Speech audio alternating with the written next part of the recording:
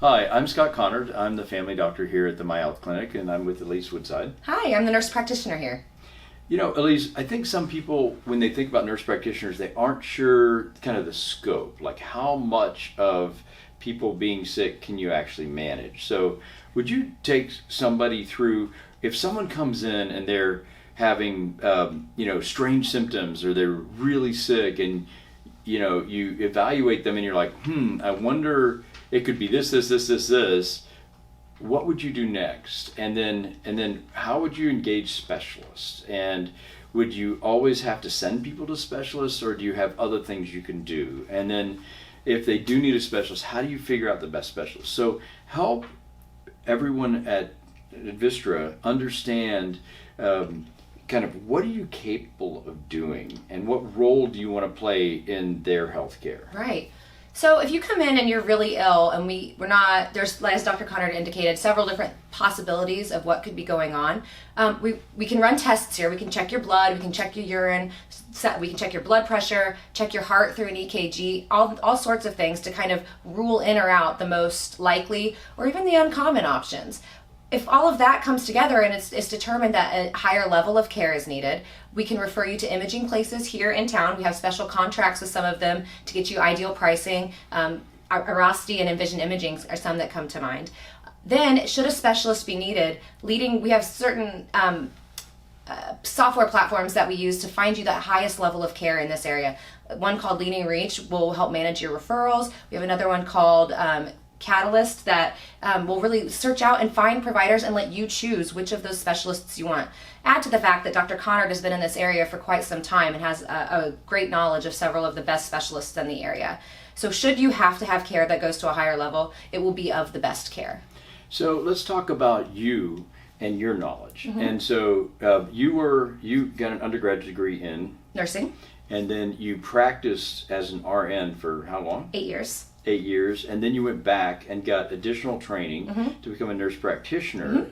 And when did you go to Afghanistan in that process? I was a baby nurse, so right after I graduated nursing school. I graduated nursing school in 2009 and was in Afghanistan from 2011 to 2012. Okay, so you've got a lot of practical knowledge, and then you've got a deep knowledge from the additional training you got to be a nurse practitioner. How comfortable are you that if all the physical exam, the lab work, and everything comes in, that you're going to be able to figure out what's going on? And if you had a question, who would you call, or what tools do you have that you could use to figure out what's going on? For sure. So I'm sure all of you have heard that people practice medicine. It's an art, and that's true. No one can ever know everything. My knowledge base is extensive, and I value myself, and I consider myself a very intelligent and attuned with what's going on nurse practitioner. But again, I never will know everything. So I have lots of resources at my fingertips. Dr. Connard is one. He's been a physician for over 30 years. He's fabulous. I also have a program called Rubicon MD, which allows me to put a case in completely anonymously, so no patient identification is known. But if I have questions about you, I can put it in this system, and experts from all over the country get back to me and make their recommendations.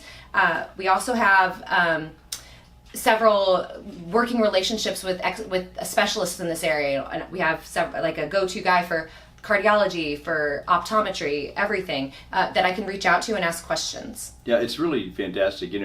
Again, my life is got family practice, trained at Southwestern in my residency, and then went into practice and was a professor at the medical school for 21 years while I practiced, did 63 clinical trials, and was a principal investigator on those, and have a lot of books and articles. And so I study all the time. I love medicine, and I bet you that 40% of the time when someone comes in and tells me something, there's something that I don't know that I would like to make sure that I learn.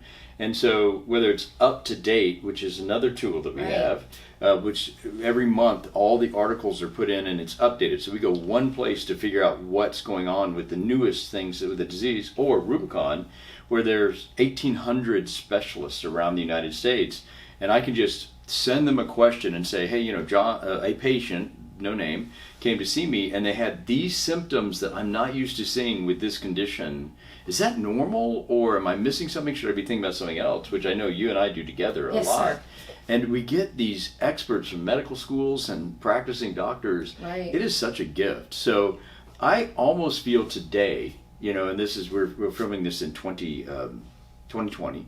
I almost feel today I'm more equipped and with teammates and being able to interact, a better doctor than I've ever been in my life. And it's fun with team-based care, patient-centered team-based care that you and I do. I feel like you can do everything that I can do. Well, thank you. Yeah. And we can do it by video, which we never could do before, That's or right. telemedicine. That's right. So we're taking medicine to the people, and that's really cool. We're making life convenient for you because it's the more frequent we can interact, the more seamlessly we can interact, the better we can care for you. So please come see us at the MyHealth Clinic, and don't be shy, because we're going to help empower you, add years to your life and life to your years, not give you a pill or tell you to go see a specialist or do a procedure, but really just take care of yourself and live a long, happy life. That's right.